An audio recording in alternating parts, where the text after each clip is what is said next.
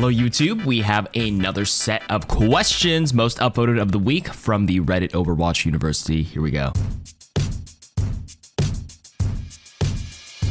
All right, most upvoted question of the week with the question flair, of course, is why does D.Va counter Reaper? I mostly one-tricked Reaper to plat and have played a little bit of D.Va since starting tank several weeks ago, currently mid-gold. I still don't understand how D.Va is supposed to be Reaper's biggest counter, by some accounts.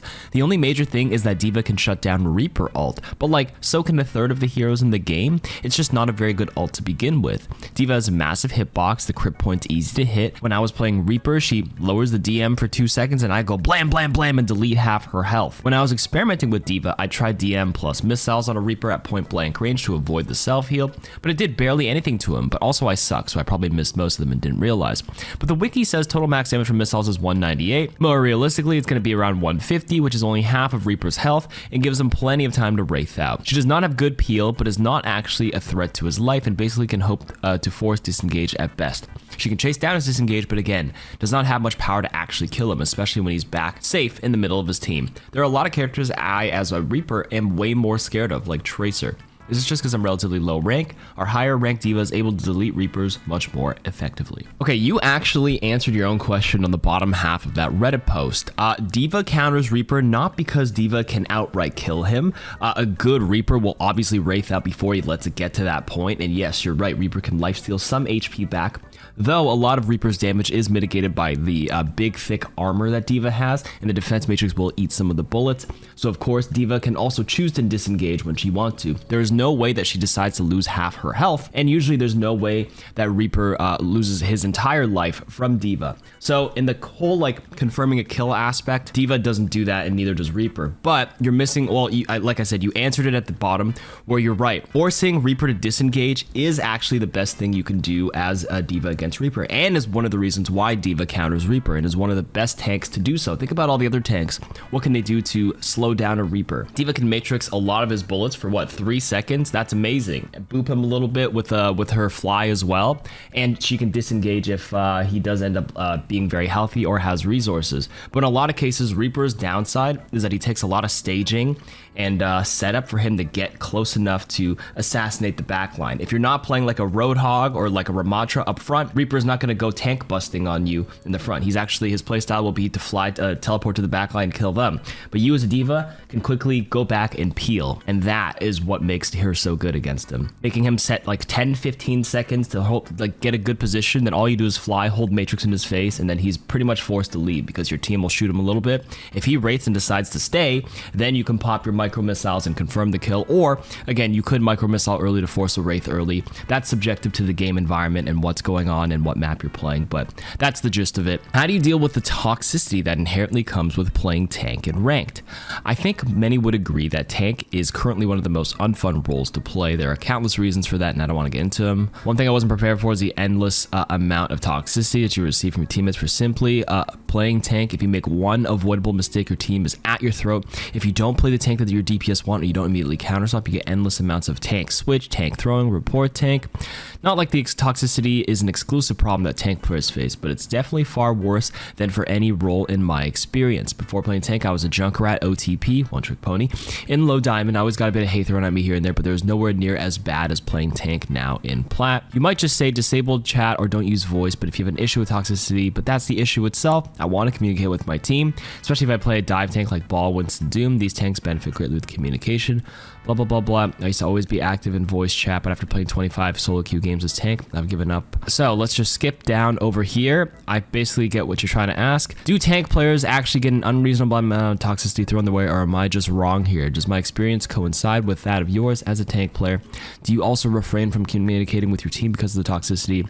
Is this a problem perhaps more prevalent in the metal ranks? Yes, tank players get a large amount of blame because the tank gap and the tank choice and the tank pick is pretty much the setup for your team. Your tank choice decides the archetype. If you play Winston, you're more of like a more mobile divey team. If you decide to play Reinhardt, you might be a bit more brawl and slower paced. You dictate your team comp, and you're the only tank in the game now. There's no second tank or second player in your role to offset not some of the blame, but some of the the pressure that you face by taking space and all that fun stuff. So tanks will get an unreasonable or disproportionate amount of hate because they're the only one to look at. When you're a Junkrat player, even as an OTP, Junkrats get a little bit of hate as well because their pick isn't ideal or flexible in a lot of compositions. But you said you didn't even get as much hate as playing tank. But that's because if you were not having a great game as Junkrat or your pick wasn't great with your team, there was another DPS to make up for that, so people weren't as quick to point the finger at you. So yeah, your experience does seem to align with a lot of tank player frustrations right now, and that's one of the main arguments why people want 6v6 back. It's mostly the tank players. That being said, I am a support player, so I can see this from the outside looking in, but I guess I don't explicitly feel what the tank players are feeling every single day. When I play tank and quick play, I usually just play the more fun ones like Junkrat or Junker Queen, Zarya, and I usually have a good time, but I can understand like grinding 300 games of ranked as tank and people being a lot sweatier and asking you and forcing you to play this, and it can be very, very frustrating if you're not a flexible tank player.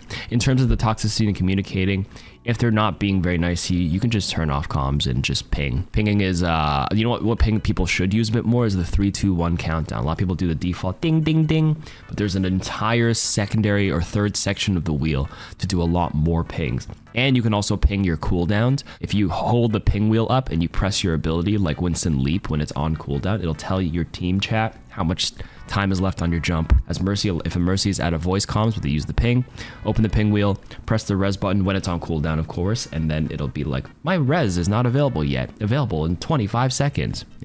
That's another tip. How do you rank up as solo queue? So recently I decided I would start playing comp. Previously, I just played quick play, and winning or losing didn't matter much to me. After playing that for a while and honing in on which character I like to play, I moved over to comp. I placed plat for healing, gold for DPS. I main Asher Tracer, will switch when my less played characters in dire situations. But the group I used to play with no longer really plays. If they do, it's just quick player and mystery hero. So anyways, I solo queued last night. I got pretty pissed. I ended up dropping from gold 1 to silver 5 while solo queuing. Now, before you say it's probably you, every match I played, I outscored and outdamaged both my other DPS and opponent DPS with multiple matches where the other team felt bad and told me that I carried the team. My kills were about 30 plus with around 5 to 10 deaths and damage ranging from 23 to 30k. I do my best to get people to join voice chat, blah, blah, blah. Every match I played, I would suggest some changes for the tank counters or healing counters that will even change my character, though I know my other DPS isn't carrying their weights, just so I can avoid the well, you suck. Blah, blah, blah, why don't you change? Basically, I'm just trying to figure out how to overcome the shortfall of my team, and I'm not claiming to be without my faults, but I find I just get placed with people who have zero clue on proper counters or just straight up bad players mixed with zero comms, and it gets so tiring. I would like to see how far I can move up in competitive. Okay, number 1 is expectation management. Falling from gold 1 to silver 5 is like a small range of games. Like, what, 5 games? That's nothing. You just started playing comp and you will certainly rank up. If you're really outperforming like that over the long run, you will regress to your mean, whatever your mean is, or your average rating. If you are actually popping off like you say, I don't have any video to confirm your proof, but 30 plus kills, 5 deaths, 23 to 30k, you are certainly having an impact of the game, and over time you will probably deviate closer to what you're supposed to be at, which might be a little bit more of the mid gold because you fell to silver. But again, you need a long stretch of games to really get an idea. You just started playing ranked. There are a lot of cases where people be like, yes, why does it feel like my team is not very good? Well, like you said, you're not without blame as well. The scoreboard certainly, it can mean a lot in a lot of ways. It shows that you are contributing, but you have to contribute and add value at the right times. There's plenty of people in like basketball who average like 10 points, or they like Steph Curry drops 50 points and the team didn't carry their weight. Steph can be like, why does it feel like my team is so bad and I can't win, blah, blah, blah, blah. But it's a small losing streak. If you're dropping 50 points a game every single night, then of course, over the long run, you're probably going to win more than you lose. But a small stretch of meteoric games could be just a small rut. I encourage you, well, I don't encourage you because it's quite a lot of work, but I tracked 500 of my ranked games this season. This is the first time I've done that, and I saw plenty of ups and downs. A big swing of almost 700 SR according to the old system. I went all the way from Masters 4, which was the placement, up to GM5, back down to Diamond 1, all the way back up to GM3. And that is a big swing over 500 games. I saw many, there's a certain point, I think I went like 4 and 25. And I know those games, I was playing very well as a support. I had like 10,000 damage, 25,000 healing on Baptiste, playing like prime Kobe and Shaq according to Flats. Flats uploaded a lot of our adventures when we had our big swing downwards, our big meteoric fall. But it happens. The scoreboard certainly didn't tell anything. There was probably times that could have been more impactful and made the game-changing play, but I know what my skill level is, and eventually I regressed back to the mean, and after that big losing streak, kept my head up, played very well consistently, and over the next 50 or 60 games, I went like 50 wins and like 18 losses, which is a very, very good win-loss record, and climbed all the way back. So it just requires time and managing your expectations. Why are map pools so hated? Coming from TF2, I've always been surprised that the Overwatch community hates map pools. In TF2 comp, map pools are often used to affect the balance of the game, restricting to only certain game modes to improve the competitive experience. This is also used to dictate the meta, as map pools are designed around which class or heroes the community wants to see be meta. Oftentimes, content creators discuss mixing up the meta, and this seems like an easy way of doing that while not having to balance the game as consistently. In addition to this, not all maps are going to provide a good competitive experience. I don't think playing these maps should be removed from Overwatch 2. I would just prefer to play them only in quick play. For example, I like playing quick play in Junkertown, but I find the map unbearable in comp due to the map meta being so strict. A lot of weight on the map being good on release, which doesn't seem like a realistic expectation. If a map is released, it's either going to enter the map pool, and people never like new maps, so a map gets released, it enters comp, and the community just hates it. This happened to Push in Flashpoint. Well, I mean, I'm going to stop you there. I enjoy Flashpoint. I don't mind Push. This is not everyone's experience, right? A lot of people think, oh, person said they hated it on Reddit, everybody must hate it. That's not true. A lot of people hated 2CP, but at the same time, some people loved it and swore by Anubis and swore by Hanamura and whatnot. It's a bit more subjective than you think. So I do disagree with some of the implementations of the map, such as single map pool a season. Unlike TF2 comp, people play way more Overwatch, and the limited map pool would get degrading fast. I understand the current random map pools allows for competitive integrity, but is it integrity that we care about? You wrote integrate twice. I think that's autocorrect. Since I didn't play the original Overwatch 2 map pools, were the map pools for both comp and quick play, I'm curious to hear your opinions on why map pools just don't work in comp. The old map pool was not like, because I wanted to bash my head into the wall when I had to play the Circuit Royale Havana Junkertown map pool, where that specific game mode was of payload or escort, excuse me, was just that map, because that is a sniper heaven, and playing that as your only choices for payload got tiring very fast. Again, it was only for competitive, not quick play, and people quickly realized that because Overwatch has 5 different game modes, or 5, control, escort, hybrid, flashpoint, push, each of them already in itself has like a different set of heroes that tend to work well in that mixed variation, and there's only like 4 or 5 maps in each individual game mode. So limiting the map pool where there's only 2 or 3 of that specific map on that specific game mode can get tiring very fast when it's limited. It's like, oh, I'm getting hybrid. Oh, it's Numbani again. Oh, I got hybrid today. Oh my God, it's Numbani again, because the pool's very limited. There's a lot of maps in Overwatch, but that's because there's a lot of game modes. And maybe one of the reasons why people don't like Push or Flashpoint is because there's not enough variation of those maps. There's only 3 push maps right now and 2 flashpoint maps. So when you get these game modes, it can feel very repetitive, because if you play this mode, it feels over and over again. You get these 3 for push, 2 for flashpoint. But when you get escort, there's a lot of maps now. There's like Rialto, Route 66, Circuit Royale, Havana, Junkertown, Dorado. Lots more choices, so it doesn't feel like you're restricted. And that's probably why the old map pool system sucked and was hated so much. Now you're talking about TF2, and I know a game like Counter-Strike allows you to queue into whatever map you want to nonstop. You have 0 choice in Overwatch, and the randomness sort of helps alleviate some of the monotony of the same maps. I don't know if Overwatch needs a system where you queue into whatever map you want. I don't think it's necessary at this current state. I think map pools, I never played TF2, so I have no comparison to it, but when I played Counter-Strike, CSGO, like, 10 years ago, I think it's fine because the game mode is the same across all of them. Is Illari good or better now? I know she got slightly buffed recently, but was still considered quite bad, or at least most mid, but I'm seeing her more in comp and diamond in streams of high elo players like ML7 Aspen, and I've seen Illari reach good healing in lobbies with crazy damage both in stream and my own experience. If she's just more situational, are people forcing her more due to doing a lot of damage and to apply pressure? Also considering this season really prioritizes damage. Yes, I would say Illari is pretty good now. well, not pretty good, but like she's definitely like acceptable. Before, I would consider her one of the lowest tier support. Her niche and her role just didn't fit with the current style of season 9 with all the HP buffs because her damage fell behind.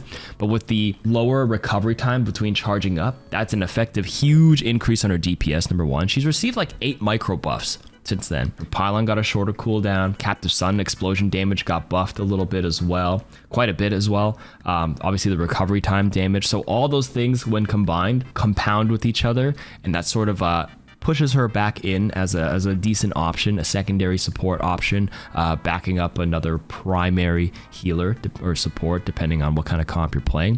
Illari by nature is a very pokey style, so maybe like BAP Illari or Kiri Illari, and you play like a bit more of a dynamic composition. You can take your off angles and pressure very, very hard. Yes, she does a lot of damage. I would rate her like B tier right now, compared to like previously D tier, and B is very acceptable and ranked. Next, as a support player, what is the best way to counter a Sombra? I'm fine against Sombra with Moira, but when my teammate picks her and going against a Sombra, what do? I feel like Brig isn't good against her. She can cycle my lamp cooldown as BAP. She can cycle my CD on KarQ. Can't 2-tap anymore with Illari. Not sure what to do against her anymore. Okay, so you said Moira is fine. Yes, Moira is good. As a KarQ, you just take the 1v1. The thing is, the counter a Sombra, you have to force her to leave. How do you do that? You fight back. You just don't get, like, if you get hit by the virus and you just accept your death, it's GG's. You have to be cognizant. If you're not the one getting virus or targeted, you have to peel for your teammate. But if you are, you fight back as best as you can. You said Brig isn't good against her. How? The minute she jumps on you, you can put up a shield, which effectively stops all the damage. Push her back with your whip shot to create distance, so her shots don't even do that much damage. Then you hold your shield, let your passive heal you back up, and hopefully by then somebody turns around and forces her to leave. That's fine with Brig. With BAP, you can cycle the lamp cooldown. Well, at the end of the day, if you put the lamp, that buys you a decent amount of time to shoot her back enough to make her leave. And then for KarQ, you said cycle my cooldown. No, you fight her back. One single headshot forces her to leave. You can 2-tap plus body shot. You have a Suzu that cleanses the virus completely and heals you because it's a negative effect. It heals you 110, well, minus the DPS passive, but it's quite good. With Illari, a little tougher to force her to shoot back, especially if you don't have the pylon set up for you, but those are many, many options to annoy and counter a Sombra. I'm a hit scan DPS main who's all aim, no brain, but how do I learn game sense and more importantly, positioning? I'm playing Overwatch 2 on and off. Took me 400 games playing only Torb in Sim. Sorry, you're high plat and diamond, slowly somewhat climbing. Played very poorly at first. Played Torb in Sim, found success in Soldier, played him from bronze to gold.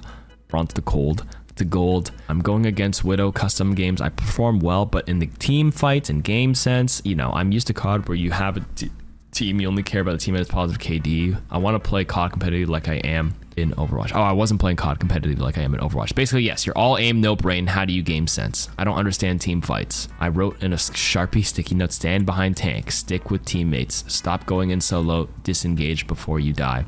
Okay, so I think when people take advice like this literally, it's like a generic piece of advice, but it's not always the case. You're not always supposed to stand behind the tank. It really depends on what DPS you're playing. Taking a stronger off angle paired with somebody else is oftentimes better. Sticking with teammates, you don't want to clump depending on if you're playing like Mei or Reaper. If you're playing like a soldier, staying on an off angle, like I said, instead of staying behind the tank. And being with one teammate like a Lucio is what I learned a lot in our high level OWCS scrims. But that's also solo queue. You may not need it. Stop going in solo. This is also context dependent. It's acceptable as Tracer, sometimes a Sombra. As certain people, it just depends on timing. If you time in your flank solo, it makes a big difference. Timing your flanks on Reaper to show up in the backline when your tank occupies space is one of the best recipes for popping somebody. Disengage before you die. This one's pretty good generic advice.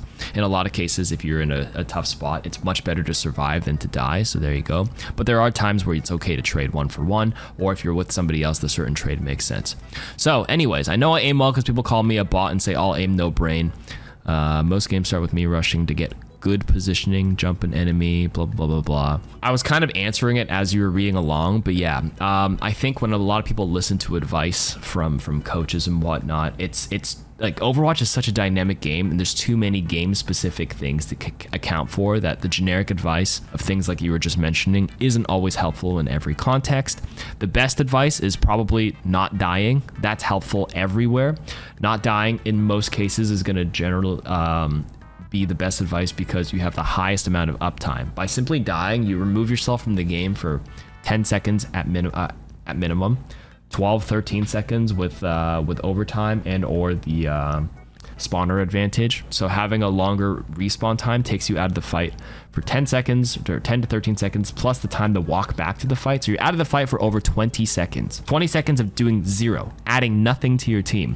Versus if you disengage, back off for 5 seconds, and then re-peek a little bit later, wait for some healing. That smaller downtime is certainly way less than being out for 20, 25 seconds. Leaving for 5 to 10 seconds, then re-peeking after when you get some resources.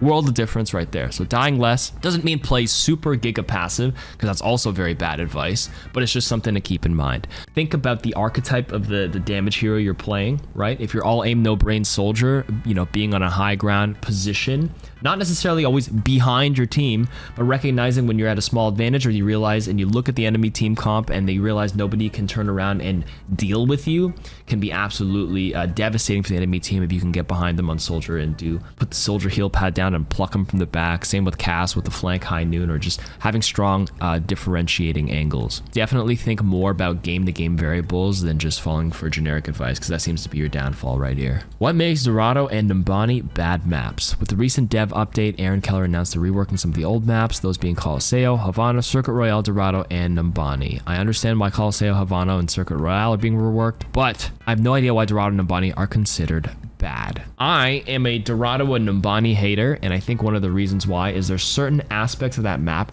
that force a very limited strategy. The points being Numbani first and Dorado second point. Those two are terrible. Maybe a little bit of Dorado first. I think Dorado third is okay, and I think Numbani third point is okay, but Numbani first has really outrageous high ground that's only accessible if you go up that top left, and if you do decide to play like a brawl rush down there, you're only allowed to swing at the people there, which means the high ground on the opposite end can just shoot you down. If you decide to rush the point, everybody stands above and looks down. There's just not a lot of options, and that's why Numbani first defaults to very mobile divey stuff like Winston, D.Va, Doom. Again, the positions, same with like, you know, Genji's very good here, Tracer to set up and go all the way behind. Those are the reasons, and forcing your team to have only one single strategy here makes it really bad in a lot of people's eyes, myself included. Limiting your strategy there. For Dorado, it's that second point, that church or the courthouse, people call it church, also pretty much forces you to play high ground, or if you want to take the high ground of the church, you have to go all the way and loop around the water, up the coast, up the stairs. It takes way too long to have access there. So those 2 points there, and probably first point Dorado underneath that first bridge. The sight line there is really bad. If you want to take that high ground, you got to take those long stairs all the way to the left or all the way on the flank route behind. It's just too long to get high ground if you want to play more brawl or a different kind of hero. Circuit Royale and is very Sigma oriented, but there's plenty of people that do play Rush or even sometimes some Winston or some Dive, so there is a bit more options there. But Dorado and Numbani, Dorado first and second, Numbani first. Terrible. Why is tank so hard in season 9? I was at least plat tank earlier seasons, and now I'm silver DPS.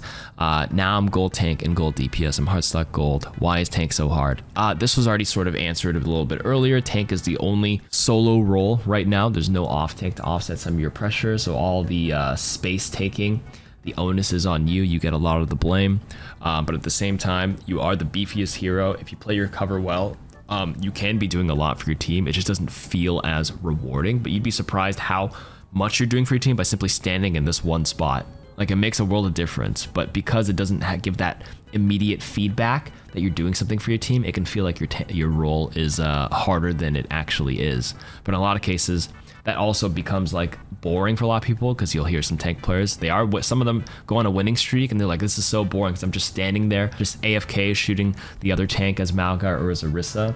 But that's their job. It can be an Overwatch, it feels like an Overwatch only problem, but I've always said this is like a gaming problem. Tank is by far the least popular role in every single game. MMOs, whatever, tanks have the fastest queue times because tanks are just damage brute soaking people, and there's just less people that want to sacrifice themselves for the team like that, and that's just how the role works. And that is Reddit for the week. Thanks for listening. See you guys next week.